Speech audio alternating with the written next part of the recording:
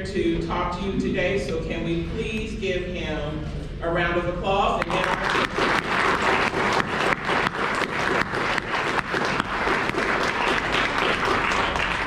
Good morning.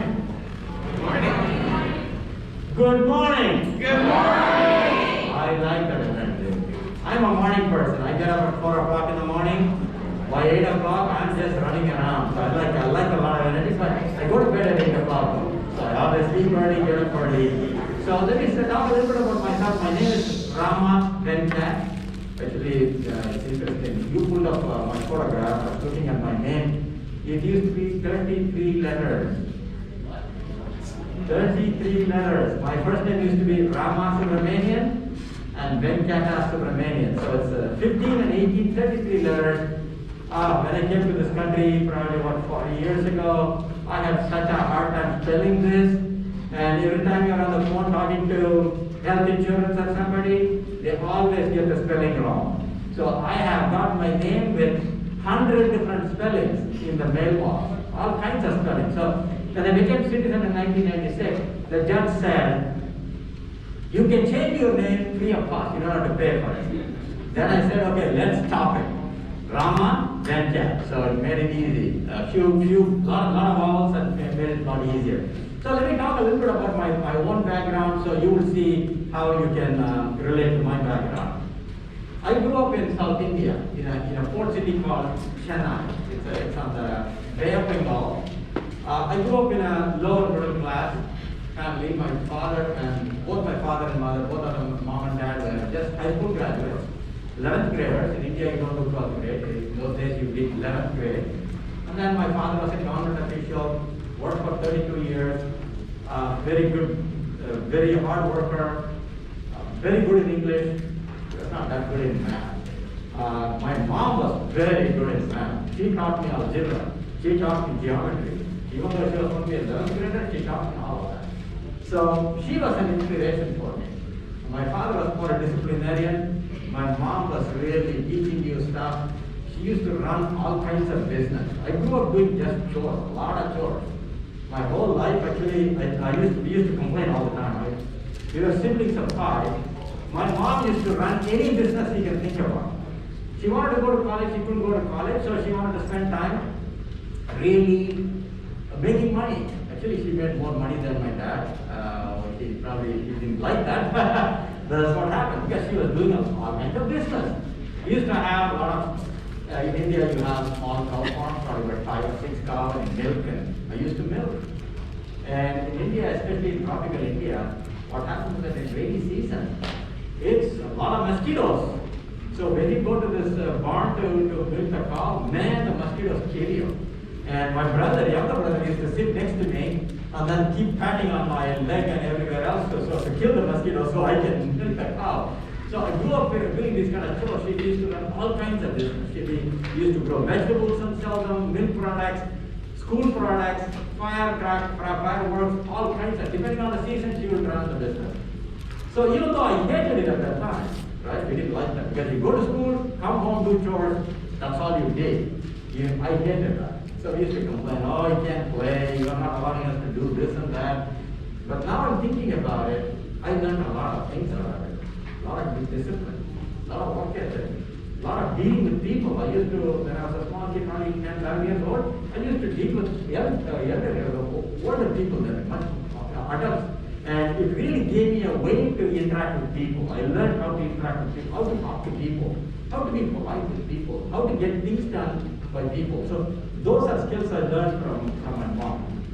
So when you're going through high school, actually my parents had one motive, because they were just high school graduates, and my father was a government employee from the state government. Because of his hard work, he really raised up to the level of almost a cabinet minister in education. So he knew a lot about education. So he said, beg, borrow, or steal, I'm going to send you guys to college. All of you are going to get an education. And they did that. All 5 of us got a degree. Younger brother went to 3-year college. He didn't finish his degree, but he became a good entrepreneur. He was a major franchisee for HP and Lenovo computers in India, so he did wonderfully well. But he learned a lot of stuff from my mom. He adopted that, even though he didn't get a final degree. But I don't want you to stop that. You should always get a degree. You should always finish something you start. Whatever you start, finish it. Finish it well. That's always something that I like to do. So when I finished, when I was going to go to college, I had a very interesting scenario with colleges. In India, what happens is, you go through 11th grade, and then you do 1 year. It's not a community college, it's what we call pre-university. Everybody has to go through 1 year pre-university. And my father said, I want you to get a job. When you graduate, I don't want you to be like me. I want you to get a technical job. So I want you to do something technical, something engineering. So he put me into this thing called pre-technical university. So I went through that program, and then you get admitted to engineering or whatever. My father already decided I'm going to be an engineer. How did he decide that? In India, this is what they do. They push you on doing well. They make sure you do your homework. You are going to class. You are very, very serious about school. If your grades fall a little bit, they're going to ask you, what's going on? What is that we can do to help you? So they kept track of me. I was extremely good in math for some reason. And my father said, since you're good in math, you should either be a teacher or an engineer. That's what he told me, and he guided me in that direction. But the other thing I should say is that I was not able to speak in English till I really came to the United States when I was 22 years old. I was able to write a sentence in English, grammatically correct, when I was in 9th grade.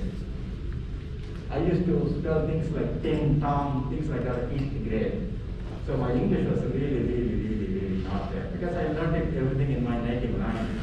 So the point I'm making is that I can communicate reasonably well in a crowd. That's not because I'm any more intelligent than anybody else. It's because I work out. I practice my speeches. When I have to give a speech to a big audience, I go to practice, I work out. And what it says is that working hard in anything you do, you can always become really the best at it. So that's what I learned. So I went to the best school in India for engineering. It's called the Indian Institute of Technologies.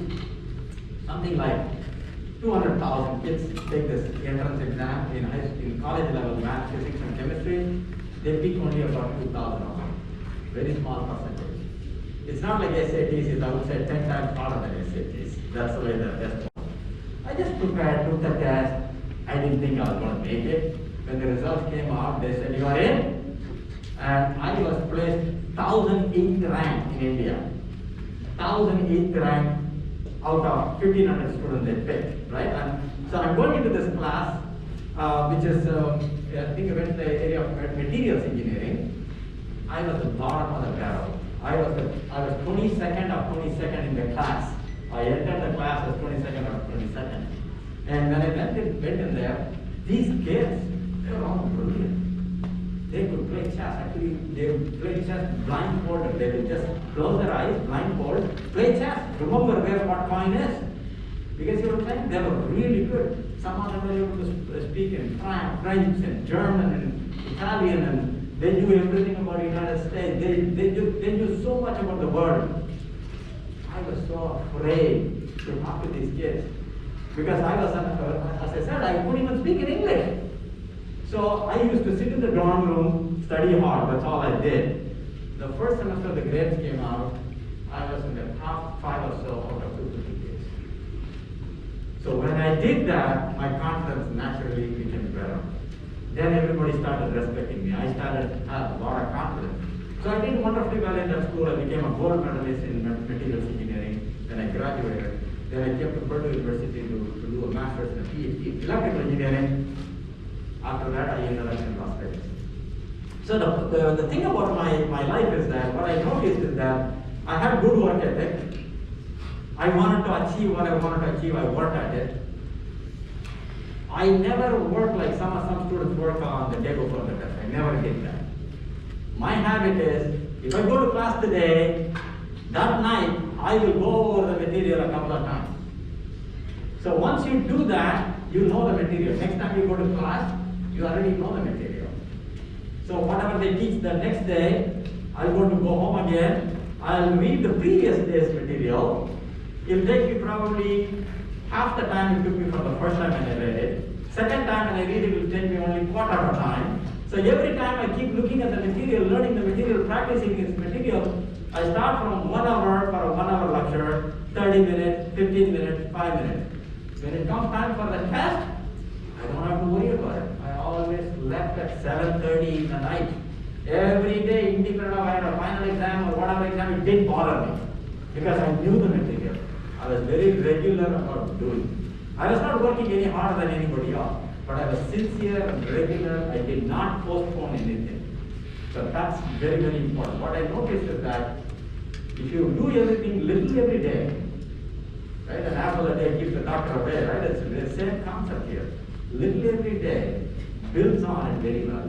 And then you do wonderfully well in college. Is exactly the same thing. College also, when I was doing PhD, Purdue University is one of the best universities for engineering. Slept at 8 o'clock. No later than that. Burning midnight oil and all that, no issue for me. Because there's no midnight. I have not seen midnight. Even now I don't see midnight. I sleep at 8 o'clock, 9 o'clock. So that's the way I always train myself to be very regular, systematic, get things done. The other thing also, what I noticed is that I took a lot of help from people who are really good at stuff. When I was in the 12th grade, I remember I had a math professor. He really saw that I can do math really well. He used to challenge me with a lot of new problems. Not the regular textbook problems, a lot of extra stuff. That made me better and better and better. So the point I'm making is, when you come to a university, nobody is going to hold your hand. There are lots of opportunities, lots of programs that we offer in the university. The library is open. There are maker spaces where you can go build prototypes. To do all of that, you have to take the initiative. I think we have something like 150 student organizations or so. So when you come to college, what you need to really do is to go ask for help. If you need help, you need help with math, ask for it. If you need help with financially, ask for it. If you're wondering whether you should take a class, when to take a class, ask for it.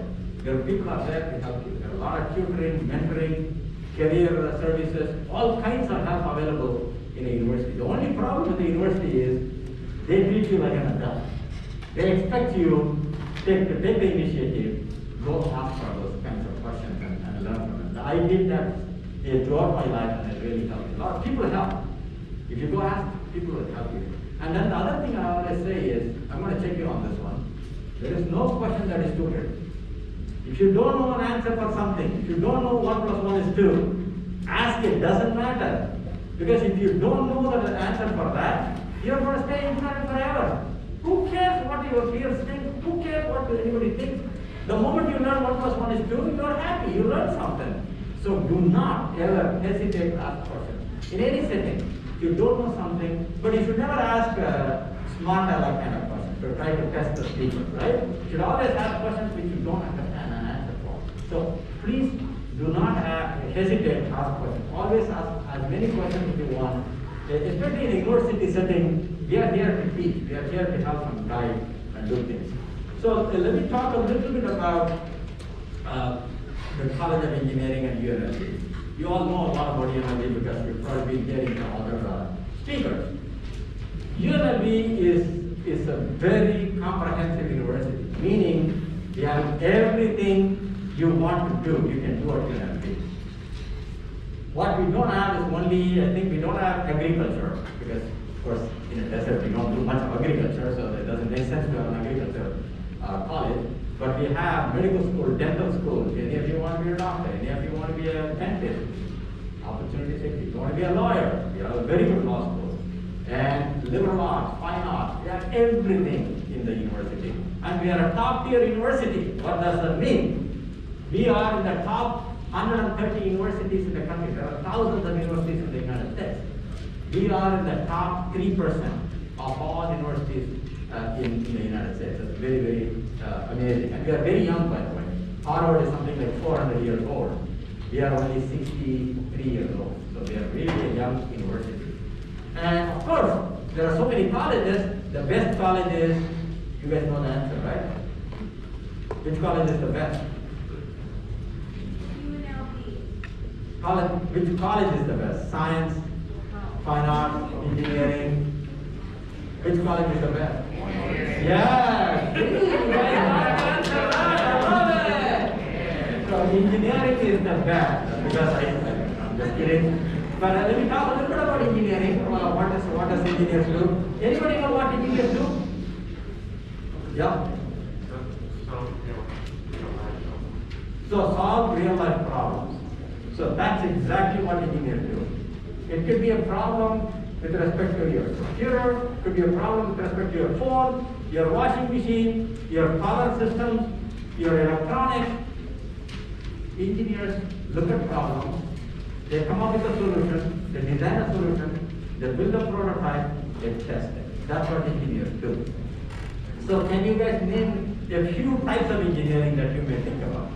Anybody know any kind of engineering? Go ahead. Electrical engineering. Bridges.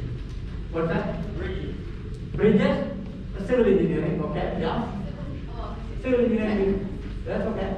Anybody else? Yes. Mechanical engineering. Computer engineering. Computer engineering. There are many different types of engineering. Let me give you some you've not heard of. Aerospace engineering. That's how planes are being built.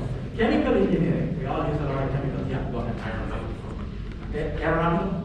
Yeah, aeronautical is aerospace or aeronautical engineering. Space engineering, bioengineering, biomedical engineering, materials engineering. There are all kinds of engineering. Each one focuses on a sub-discipline. For example, biomedical. Actually, College of Engineering did an interesting project. There was a girl, Haley, when she came to us, she was 6 years old. She had what's called Poland syndrome. What Poland syndrome is that she had her hand, one of the hands, did not have her fingers well grown. They were like small stubs for her fingers. They didn't grow. So she could not use her. With her fingers, it's a lot harder to learn. We all have fingers, so we do wonderfully well. When you don't have fingers, you know how hard it is to grab something. So they came to us. I remember it was in one day, in the month of April, 5 o'clock, I got an email. This parents are saying, oh, my kid has this problem. Can somebody build an artificial hand, a prosthetic hand for her? I sent it to a couple of my faculty members. They said they can do it. And that Thanksgiving, she was able to hold a bucket and go to her country. Not Thanksgiving, I mean holiday there. So it was so beautiful for me to see that we were able to build a mechanical hand for this kid. We did it free of cost. We didn't ask for any money or anything like that. That's called biomedical engineering. And then now our students work with Lockheed Martin, which is trying to place man on Mars. You know how long it takes for how long will it take for man to go to Mars? Anybody can take a guess? 30 years. 30 years, that's a long, very long. 3 is way too long. 10 years is too long. 5 years. 1 is pretty close. Half a year. Half a year is correct. 6 months is correct. It takes 6 months to go from here to Mars. So that project, Lockheed Martin is working on it.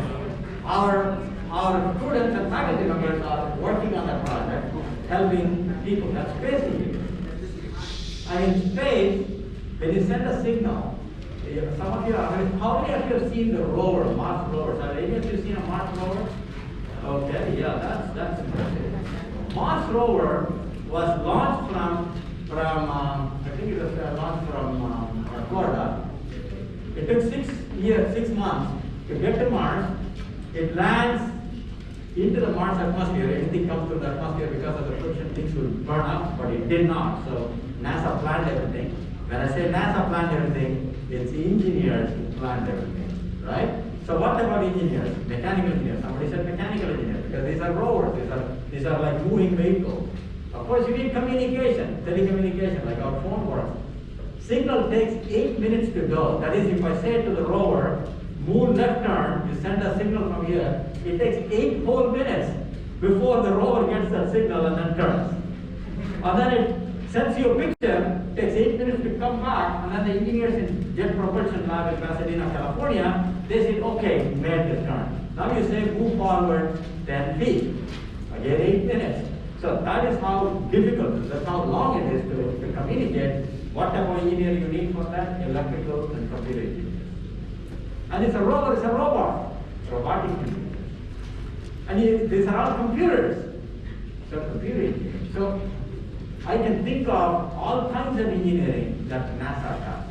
So the point I'm making about NASA is that it's exciting to see that, but NASA is not some random organization. It's people like you. When you graduate, when you go work for NASA, you will be able to be part of projects like that. That's what you need to do. So when you go to college, one thing you should do is try to get into internships. Summertime, you should do internships. Federal government has all kinds of internships. Jet Propulsion Lab, just 4 hours from here. They take a lot of students to do internships. So you should do internships with NASA, any of those kind of organizations. If you like energy, go work in an energy industry, like NB Energy or Department of Energy. If you're interested in robotics, go work with Department of Defense. If you're interested in oil and gas, go work in the field. There are lots of opportunities. You should use these kind of opportunities when you get them. So you have to ask for these opportunities. So that's very important. So I was talking about engineering. What does it take to do engineering? What should you do when you are in 9th, 10th, 11th, and all grade? What subject do you think you need to be a good engineer? Math? Anything else? Science? History is not, actually correct, history is needed. Because history tells you what mistakes you made, right? That's how you learn from those. So history is not important. Yeah, but math and science are the ones that you learn in school. Computers, don't forget the computers, right? How many of you are taking any computer science type of courses in high school? I think you should consider that. There are not very many, but you should take computer programming type of classes if you get an opportunity. You should do. So the important thing in high school is try to do as much of math. Of course, you got to be able to read. Don't forget reading and writing. Without reading and writing, nothing happens. Math is important, but if you cannot read, you cannot do math, right? You cannot read what the problem is. So therefore, reading, writing, math, science, these are very, very, very, very, very important things. So as much math as you can do would be very, very worthwhile. So I would suggest, by the time you come to UNLV, or I hope you come to UNLV, or wherever else you go, you should be ready to do calculus. That is, you should have gone through algebra, should have gone through pre-calculus, then calculus. You should be ready for it. So make sure, especially if you're in 9th grade, set yourself up, take enough math classes, take enough physics, chemistry classes, biology classes. Some of you want to be a doctor. You really need to be strong in biology. So biology, chemistry, physics, and math are very important courses to take. And UNLV offers these classes in summer for high school students. If you want to take classes at UNLV in summer, as a high school student, you are able to do that. So do come to UNLV, ask us about it. That's why I gave you my card. So anytime you have questions about any of this, you can definitely ask me. How am I doing on time? You're good, you have 21 minutes. So let me open up for questions. As I said, I like questions. I can talk forever, but let me see if I can answer some questions. I want at least 10 questions. I'm going to count. 10 questions. Stop. Okay, I'll start. You talked about internships, Yeah. Dr. Venkat, so how would I find them? Where would I go? Yeah. So if you look at UNLV has what's called career services, UNLV career services. You go to their website. Any internship which came to any university in the country which are part of the software, you will get to see. From New Hampshire to San Diego someplace, right? So all internships are posted on the website. Our college has a dedicated person to work with you. They work with my college works with something like 200 industry partners from all over the country.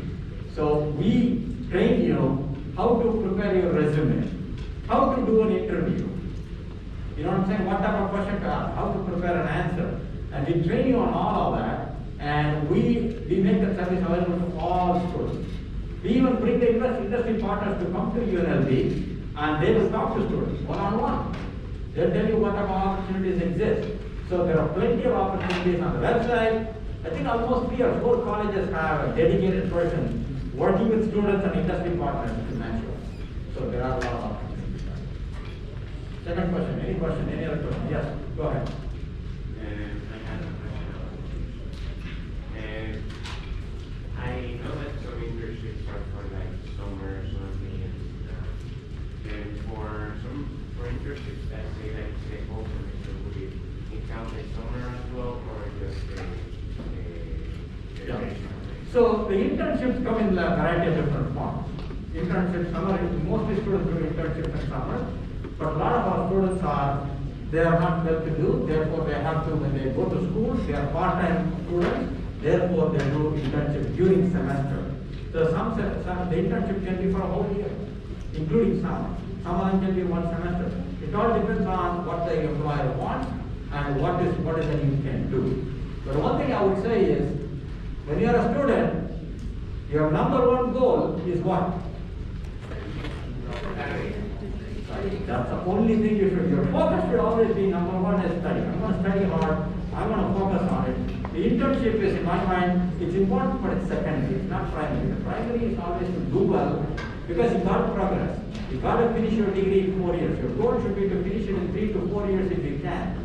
If you work a lot, you will not be able to do that. Especially in a field like engineering, everything builds on one another. If you lag behind in one semester, it will drag you. You may not be able to finish your degree in 4 years. So focus on studies first, internship second. Internship is good because it gives you experience, it gives you money, it gives you exposure to companies. Those are all good. But only after you are able to finish your coursework or you are finishing your coursework, progressing very well, you should combine it with internship. Right? Okay, another question. Okay. So I know that the college of engineering has like a lot of things like mechanical and civil engineering, but how do your classes connect to like a teacher career engineering? What does it really connect to you and how does it connect to you? How does it help you with the career? How like connect to you, like let's say you want to be an engineer like the engineering, like how does it connect to that? Yeah. So, of course, the different types of engineering is geared towards the industry. So let me give you an example. You mentioned something called entertainment. Right? In India, we live in an entertainment city. We all know that. So College of Engineering has a degree program called Entertainment Engineering. It's between fine arts. I know some of you come from, I think, Del Sol. It's doing Del Sol. I think they have a fine arts type of a thing. So if you're interested in fine arts, like theater, and you want to do engineering, because engineering, you'll definitely get good jobs and well-paid jobs.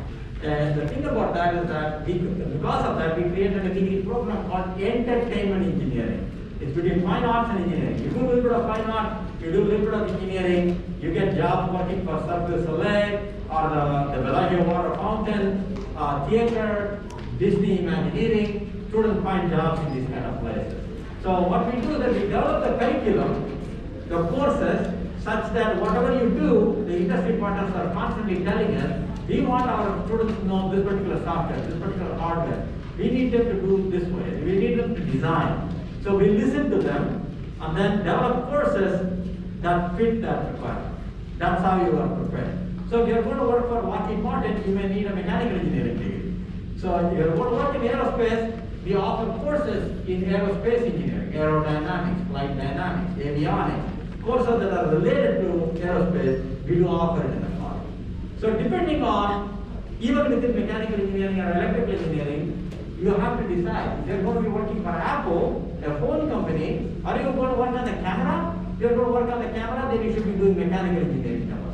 If you're working on the signal going between base stations and the phone, then you have to work with electrical. If you are processing the video or the audio that comes into the phone, you should be doing computer graphics, computer science type of a degree. But when you come to computer science, we will offer courses to prepare you for that. You understand what I'm saying? So the courses are really tailored by universities to fit the need of the industry partner. That's how we do it. Okay, go ahead. Speak a little bit now.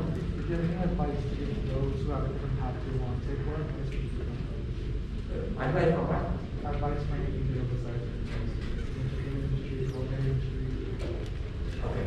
The question is, of course I'm talking about engineering, I'm an engineering dean, right? So the question is, if you want to do something else, what do you do? Whatever you do, UNLV, every college at UNLV is great. I work with all the deans, they are all my colleagues. Fine arts, we do wonderfully well. We have great jazz program. In business school, we are interested in business, for example. Accounting department, very, very well known. If you're talking about culinary, their hospitality program, I work with the shoemaker. They have that chef program, it's really good. So we have uniquely great programs in every college. It doesn't matter what you do in terms of a degree. But you need to know, before you come to college, you need to know what is that degree program require you to be prepared. A lot of times what happens with high school students is that you come underprepared, a bit underprepared. For example, since engineering is something I know, I'll tell you. If you come not ready for calculus, if you come ready for only pre-calculus, you lose 1 year. What I mean by you lose 1 year is that you will start at a lower level. You will not be able to finish your degree in 4 years. You will take 5 years to finish. So if whichever college you choose, you got to understand when you are a sophomore or a junior, find out what is that degree program required. Are you ready for it? Are you ready to start as a real freshman? Not freshman minus 1 year. You guys know what I'm saying? You should start behind. You should not lag behind when you come to university. So that's why it's very important what courses you take at the high school level. If you need any help with that, send me an email. I'll connect you with the counselor from the college, from whichever college. All of us will have many failures. Failures are just an event. You learn from those events, make yourself better. That's what I got. So that's what I did. It's easy to do if you work hard. That's it. Thank you. Is that good?